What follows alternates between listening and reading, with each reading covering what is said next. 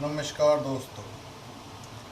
दोस्तों आजकल social media पर एक या ट्विटर पर या फेसबुक पर सबसे ज़्यादा एक ट्वीट चल रहा है, एक पोस्ट चल रही है जिस पे यूपीएससी जिहाद यानी कि मुस्लिमों के लिए ज़्यादा इंटरव्यू मार्क्स, मुसलमानों के लिए उर्दू सब्जेक्ट में ज़्यादा सहूलियत, मुसलमानों के लिए पढ़ाई के लिए स्कॉलरशिप, यानी कि अन्य वगैरह वगैरह जो भी बड़ा चढ़ाकर उसको पेश किया जा रहा है और उसका नाम दिया जा रहा है यूपीएससी जिहाद। आखिरकार यूपीएससी जिहाद क्या है और ये अशोक चौहान के द्वारा जो चलाया जा रहा प्रोपोगंडा है क्या है, क्योंकि उसकी सत्यता क्या है। वैसे खुद के मेरे नज़रिए में यूपीएससी जिहाद धार्मिक उन्माद में लिप्त हुए लोगों द्वारा एक समुदाय विशेष के खिलाफ चलाया जा रहा एक प्रोपोगंडा है, इसके अलावा कुछ नहीं। फिर भी हम इसके कुछ जो क्षण हैं वो हम आपसे शेयर करेंगे। कुछ बातें हमारे अंदर हैं, कुछ बातें आप जानते हैं, तो हम और आप मिलकर इस बात को अपन शेयर करेंगे। सबसे पहली चीज़ तो ये चलाया जा रहा है कि जो मुस्लिम होते हैं इनको यूपीएससी के अंदर उम्र जो इनकी है उनको 37 वर्ष तक एग्ज़ाम दे सकते हैं, जबकि उम्र के लिए ऐसा कुछ नहीं है। इसमें सिर्फ लोअरेस्ट उम्र 21 है, हाईएस्ट उम्र 35 है। लेकिन हाँ, एससी, एसटी, ओबीसी और विकलांग सिर्फ इन 4 के लिए छूट है, बाकी किसी के लिए उम्र में कोई छूट नहीं है। पहला प्रोपोगंडा जो उनका है कि मुस्लिमों को उम्र में ज़्यादा छूट दी जा रही है, जबकि मुस्लिमों को कोई छूट नहीं है किसी भी तरीके की। एससी, एसटी, ओबीसी और विकलांगों के लिए है, बस कुछ नहीं है। यानी कि एससी, एसटी के लिए 35 है, ओबीसी के लिए 37 है और विकलांग के लिए 40 है। ये इनके लिए छूट है। बाकी यूपीएससी जो है, बाकी एक प्रोपोगंडा के तहत कहा जा रहा है कि यूपीएससी एक उर्दू स्टडीज़ के माध्यम से, जबकि यूपीएससी के अंदर कोई इस्लामिक स्टडीज़ नहीं है। यूपीएससी में वही 22 विषयों में सब एग्जाम होती है जो भारत सरकार द्वारा 8वीं अनुसूची में डले हुए हैं। बाकी ऐसी कोई इस्लामिक स्टडीज़ नहीं है कहीं पर भी। और इसमें जो मुख्य चीज़ ये है कि इंटरव्यू जो होता है, इंटरव्यू के अंदर किसी भी इस्लामिक सवाल, कोई भी इस्लामिक सवाल इंटरव्यू में नहीं मांगा जाता है। यानी कि मुग़ल काल का जो शासन काल है उसको भी इंटरव्यू के अंदर नहीं पूछा जाता है। और मेरी सोच के हिसाब से या फिर मैंने सर्चिंग के हिसाब से आज तक इंटरव्यू बोर्ड का मुस्लिम अध्यक्ष बना नहीं।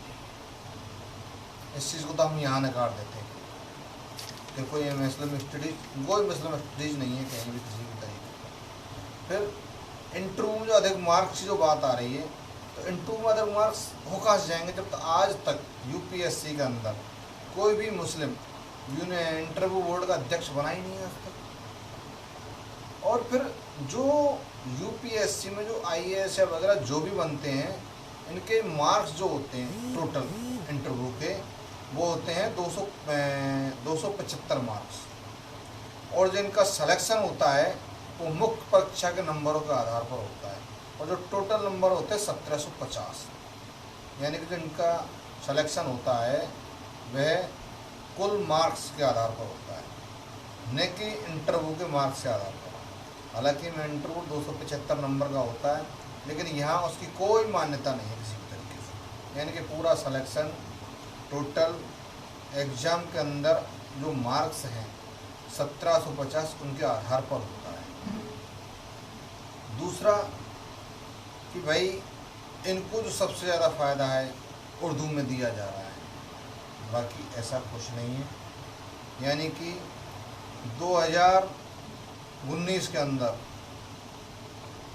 लाल बहादुर शास्त्री राष्ट्रीय प्रशासन अकादमी मसूरी द्वारा जो आंकड़ा है वो ये है कि टोटल जो ट्रेनी आईएएस हैं वो 326 IAS है, और जिनमें 315 जो IAS हैं वो अंग्रेजी विषय से हैं, और 8 हिंदी विषय से हैं, और 1 गुजराती, 1 कन्नड़, 1 मराठी विषय से। यानी कि 2018, 17 और 16 में किसी भी तरीके का कोई इस तरीके का उर्दू सब्जेक्ट का कोई IAS ही नहीं है। और फिर दूसरी बात, एक बात ये है कि मान के चलो भाई, जैसे कि सबसे ज़्यादा लोगों ने एग्ज़ाम दी, टोटल जैसे मैं उदाहरण बतौर बताता हूँ आपको कि मान लीजिए राजनीति विज्ञान के 10,000 छात्र हैं, और उर्दू के टोटल या 10 या 12 या 15 छात्र हैं, और राजनीति विज्ञान के जो छात्र एग्ज़ाम दे रहे हैं उनका आंकड़ा कम आता है, और 15 छात्रों में अगर 3 छात्र अगर पास होते हैं तो सीधी स्वाभाविक बात है परसेंटेज का आंकड़ा तो बढ़ेगा भाई। मान लीजिए कि 2017 का ही एक आंकड़ा हम देते हैं आपको। 2017 के अंदर 2017 के अंदर जो एग्ज़ाम का आंकड़ा है वो ज़्यादातर जैसे उर्दू के लिए कहा जा रहा है, तो उर्दू के जो 16 छात्र थे उनमें 5 छात्र पास हुए, तो उनका आंकड़ा 19.1% होता है। और राजनीतिक इतिहास के छात्र हैं वो कम पास हुए तो उनका आंकड़ा 7.19 होता है। तो ये जो आंकड़े हैं ये उलट पुलट के बताए जाते हैं। भाई एक बात बताओ, ज़्यादा छात्र सब्जेक्ट के छात्र हैं, यानी कि जो राजनीतिक विज्ञान के छात्र हैं वो 10,000 हैं, और उर्दू साहित्य के जो छात्र हैं वो 16 हैं, और 16 में से अगर 5 छात्र पास होते हैं, और उर्दू साहित्य के अगर 10,000 छात्रों में से अगर 20 या 50, 100 अगर छात्र पास होते हैं तो फिर भी परसेंटेज का आंकड़ा तो उर्दू विषय के पक्ष में ही जाएगा, राजनीतिक विज्ञान पक्ष में जाना ही नहीं। क्यों? संख्या तो वहाँ ज़्यादा है भाई, संख्या कम थोड़ी है इस चीज़ की। अब संख्या का आंकड़ा कैसे कम करोगे? यहाँ कर ही नहीं सकते। और फिर दूसरा, जैसे अब मान के चलो अब ये हम 2017 का आंकड़ा देते हैं। 2017 में हिंदी साहित्य के 265 थे, कन्नड़ के 114, मलयालम के 111, तमिल के 146 और उर्दू के थे 26 छात्र। सॉरी, मैं जो 16 का आंकड़ा बता 16 के 26 है।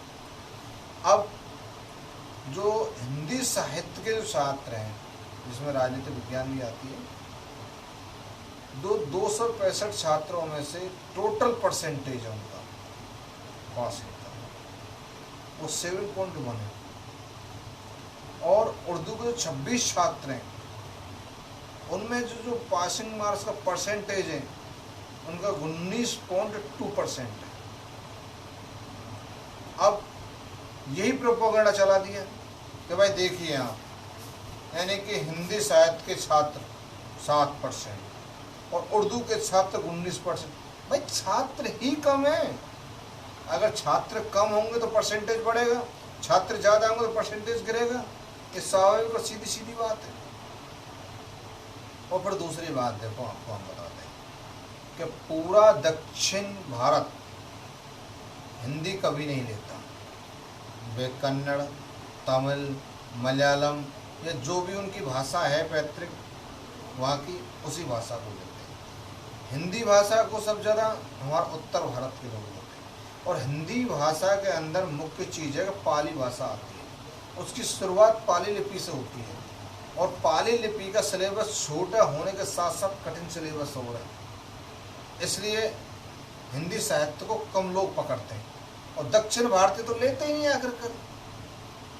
और फिर उर्दू और सिंधी जो सब्जेक्ट है आजकल एक हाई सब्जेक्ट है अपने आप में, और इसमें भी साहित्य आता है भाई, पढ़ने वाला छात्र तो पढ़ेगा ही।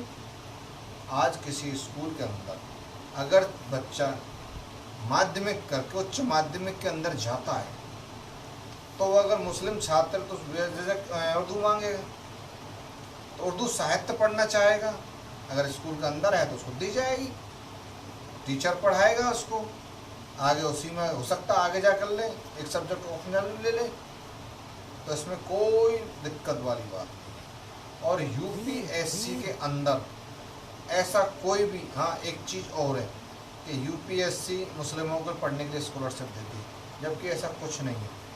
सिर्फ स्कॉलरशिप एसटी, एससी, ओबीसी इन्हीं को मिलती है, बाकी किसी को नहीं मिलती। यानी कि धर्म के आधार पर किसी को ना तो रिजर्वेशन है ना स्कॉलर है। मुस्लिमों के खिलाफ यूपीएससी जिहाद चलाया गया प्रोपेगेंडा है, जो धार्मिक उन्माद में लिपटे हुए तुच्छ लोगों द्वारा, और हमें ऐसे लोगों पर ध्यान नहीं दिया जाना चाहिए, क्योंकि अगर हम ऐसे लोगों पर ध्यान देंगे तो ग्रोथिंग हमारी करेगी, न कि उन लोगों की। तो दोस्तों, हम इस बात को यहीं ख़त्म करते हैं।